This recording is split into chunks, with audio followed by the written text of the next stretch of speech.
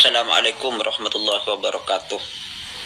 Tadi malam ada ibu-ibu yang naik ke roomnya Edis TV, curhat pengalaman-pengalaman bahwa dia setiap hari, setiap malam dia menonton, mengikuti live-nya Edis TV.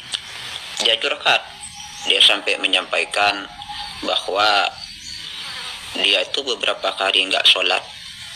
Dia sudah tidak percaya kepada Ustadz Abdul Somad, kepada Bang Zuma, dan kepada tokoh-tokoh Islam yang lain yang nggak percaya. Karena menurut dia, ya hanya Edis TV yang menjadi primadona, hanya Edis TV. Dia menilai bahwa apa yang disampaikan Edis TV itu adalah kebenaran sejati.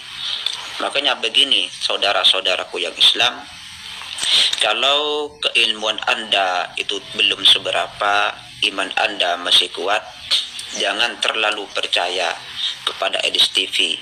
Mending Anda cari live-nya Ustadz Abdul Somad, cari live-nya Nandar, cari live-nya Yusuf PI, cari live-nya Gus Wafi, cari live-nya Bang Zuma. Itu orang Islam. Sekarang kan aneh. Tadi malam ada ibu-ibu namanya Nara Kolektisan bertanya tentang atau curhat kepada Edis TV, mengapa dalam sholat yang selalu dibaca itu sholawat Ibrahimiyah, dan mengapa sholawat Ibrahimiyah, dalam sholawat Ibrahimiyah lafaz Ibrahim ini tidak disebut pertama kali. Allahumma shalli ala sayyidina Muhammad wa ala ali sayyidina Muhammad kama shallaita ala sayyidina Ibrahim wa ala ali sayyidina Ibrahim. Semoga saja postingan ini sampai di telinga Nara Kolektisan. Saya kasihkan kepada beliau karena beliau sudah mulai terpengaruh dengan fitnah Edis TV, terpengaruh dengan hujatan Edis TV. Saya khawatir kepada beliau. Pertama, saya penjelaskan kepada Nara, Ibu Nara Kolektisan, bahwa sholawat Ibrahimiyah ini tidak lepas dari sejarah. Karena tadi malam Anda tidak mendapatkan jawaban yang benar, jawaban yang sahih dari Edis TV, masa Anda bertanya kenapa lafaz Ibrahim itu kok didahului Nabi Muhammad sallallahu alaihi wasallam, kok diletakkan di akhir? Kenapa kok tidak Allahumma sholli ala Ibrahim wa ala ali Ibrahim kama shallaita ala Muhammad wa ala ali sayyidina Muhammad? Padahal umurnya lebih tua Nabi Ibrahim alaihi salam dibanding Rasulullah sallallahu alaihi wasallam. Di sini jawabannya Bu Nara. Sholawat Ibrahimiyah ini adalah sholawat yang terus dibaca oleh baginda Nabi Ibrahim alaihissalam ketika beliau sholat. Jadi kalau Anda bertanya ya, maka jawabannya bukan di Edis TV. Anda bertanya kenapa Ibrahim itu diletakkan akhir, kok meletakkan pertama kali Muhammad? Tadi malam Anda dijawab dengan jawaban nasab para habaib. Anda bertanya tentang kenapa Nabi Ibrahim itu diletakkan di akhir dalam selawat Ibrahimiyah. Edis menjawab tentang nasab, mengatakan maka Muhammadun aba ahadin min rijalikum walakin Rasulullah khataman nabiyyin. Nabi Muhammad itu enggak punya anak, katanya Edis. Itu kan jawaban yang diterima dari Edis oleh Anda, Bu Nara. Maksudnya bagaimana? Ini semakin jelas bahwa Edis TV itu enggak punya ilmu. Dia bukan ulama, dia bukan orang alim, dia hanya cerewet. Benar, hanya cerewet. Makanya tolong ya teman-teman yang Islam, barangkali sudah ada yang keluar dari agama Islam, tolong kembali lagi kepada Islam. Barangkali ada teman-teman Islam yang sudah terlanjur masuk ke Kristen, tolong kembali lagi. Karena keselamatan ada dalam Al-Quran, keselamatan ada dalam Al-Hadis, keselamatan ada dalam ijma', keselamatan ada dalam qiyas. Keselamatan itu sudah diterangkan oleh guru-guru kita, guru yang ada di Sidogiri, Sarang, Injilan, semuanya pondok pesantren. Itulah jalan keselamatan orang Islam, bukan di gereja. Sekarang saya mulai untuk menjelaskan. Nabi Ibrahim ketika sholat, maka sholawat yang dibaca adalah sholawat Ibrahimiyah. Terus menerus Nabi Ibrahim itu mendoakan Nabi Muhammad beserta umatnya. Jadi sholawat itu terus dipraktekkan, diajarkan, diberikan, didoktrin oleh Nabi Muhammad SAW untuk dibaca oleh umatnya pada saat sholat sebagai bentuk tasyakur, bentuk terima kasih kepada Nabi Ibrahim, yang terus mendoakan dengan sholawat itu, mulai dulu terus mendoakan Nabi Muhammad serta seluruh umatnya. Perkenalkan Next AI, teman trading AI yang setia. Nikmati keuntungan trading. Ya. Kemudian karena ini berangkat dari pertanyaan sahabat, baginda Nabi, kalau soal membaca salam kami sudah tahu, lalu bagaimana cara kami untuk membaca sholawat kepada jenengan? Nabi menjawab, Allahumma sholli ala Muhammad wa ala ali sayyidina Muhammad kama shallaita ala sayyidina Ibrahim wa ala ali sayyidina Ibrahim wa barik ala sayyidina Muhammad wa ala ali sayyidina Muhammad kama barakta ala sayyidina Ibrahim wa ala ali sayyidina Ibrahim fil alamin innaka Hamidum Majid. Jadi permasalahan rentetan sholawat, kenapa kok tidak Nabi Ibrahim yang di awal, Nabi Muhammad di akhir, padahal umurnya kan lebih tua Nabi Ibrahim? Tidak ada kaitannya dengan permasalahan umur, ya.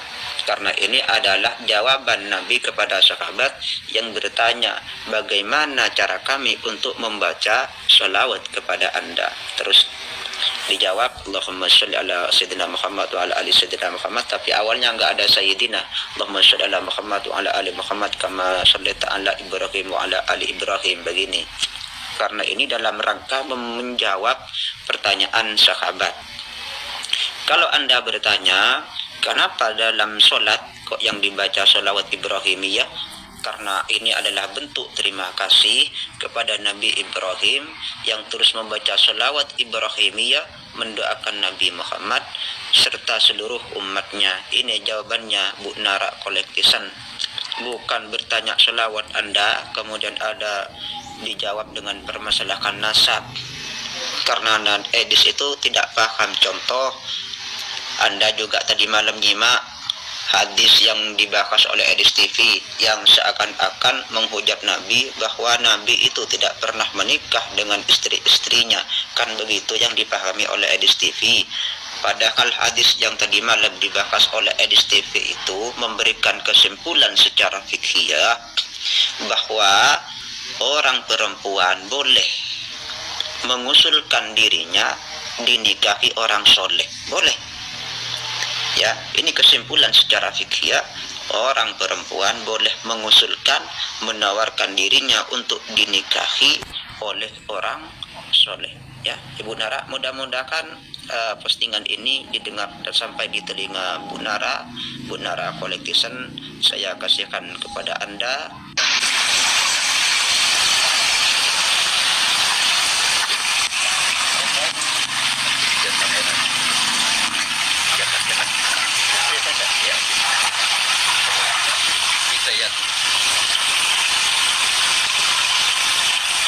Tuhan, Bapa yang baik, Kau mengetahui ya Tuhan, dihidayati telah memproklamirkan dirinya untuk mengikut Engkau. Biarlah dia tetap setia kepadamu. Kau mengetahui apa yang ada di dalam kerinduan hatinya, segala persoalannya, segala masalahnya. Kau yang turut menanggung, bahkan Kau yang menyelesaikannya ya Tuhan. Oleh sebab itu tuntunlah dia, mohon belas kasihan-Mu, supaya Roh Kudus sendiri yang tinggal di dalam hatinya memberikan pencerahan. Salam saudara-saudara yang diberkati oleh Tuhan. Itulah 3 video yang baru saja kita tonton tadi videonya. Kita sudah melihat bagaimana pengakuan dari seorang Pak Ustadz ini, seorang ibu muslimah yang masuk ke dalam room Edis TV, tidak lagi mau sholat dan tidak lagi percaya kepada ajaran Ustadz Abdul Somad dan juga ajaran Jumat. Saya, kalau boleh kita katakan bahwa ibu muslimah ini adalah ibu yang cerdas. Karena tentunya beliau menilai tentang ajaran yang diberikan oleh Ustadz Abdul Somad, ajaran yang diberikan oleh Juma, dengan apa yang disampaikan Edis TV. Nah, itu kan kembali kepada kita masing-masing. Jadi, kita tidak boleh melarang dan bahkan kita tidak boleh memaksa seseorang untuk percaya kepada apa yang kita sampaikan. Semuanya tergantung kepada pilihan kita masing-masing. Dan ibu ini sudah memilih ya apa yang menjadi kepercayaan dalam hidupnya. Karena memang kalau kita melihat seperti apa yang disampaikan oleh Edis TV, semua yang disampaikannya ya tidak ada perkataan itu adalah perkataannya sendiri, tapi dia selalu menunjukkan data yang jelas dan dia selalu menunjukkan bukti-bukti yang nyata. Dan inilah yang membuat orang percaya dan bahkan tertarik dengan apa yang disampaikan oleh Edis TV. Dan kita juga bisa melihat bagaimana Edis TV ini dalam berdiskusi berbeda dengan polemikus lainnya seperti Juma, seperti Nandar. Mereka itu masih saja perkataan mereka itu kadangkala tidak memberkati. Ya, apalagi itu kan ditonton oleh ribuan orang, puluhan ribu. Kadangkala mereka itu perkataannya tidak memberkati, kasar dan lain sebagainya. Ya, tapi kita melihat Edis TV walaupun beliau dimaki-maki, dihina-hina, kita melihat Edis TV tetap menjawab dengan sopan, Edis TV tetap menjawab dengan baik, ya. Nah, inilah yang membuat seorang ibu muslimah ini ya terpikat hatinya karena melihat apa yang dilakukan oleh Edis TV. Nah, teman-teman, inilah yang boleh menjadi pembelajaran penting bagi kita, khususnya orang-orang Kristen, ya. Bukan soal pintarnya kita berkata-kata, bukan soalnya hebatnya kita berkata-kata, tapi dunia akan menilai kita lewat perbuatan kita, lewat perkataan kita, lewat keteladanan hidup kita. Dunia akan melihat, dan disitulah mereka akan percaya tentang ajaran yang kita sampaikan. Kita berharap apa yang sudah dinubuatkan oleh Yesus Kristus, bahwa segala bangsa, segala suku akan datang sujud menyembah Tuhan Yesus. Dan setiap lidah akan mengaku Yesus adalah Tuhan. Dan setiap lutut akan bertelut menyembah Yesus Kristus. Setelah itu, sampailah kesudahannya, Yesus akan datang. Kiranya video ini memberkati dan mengedukasi. Shalom.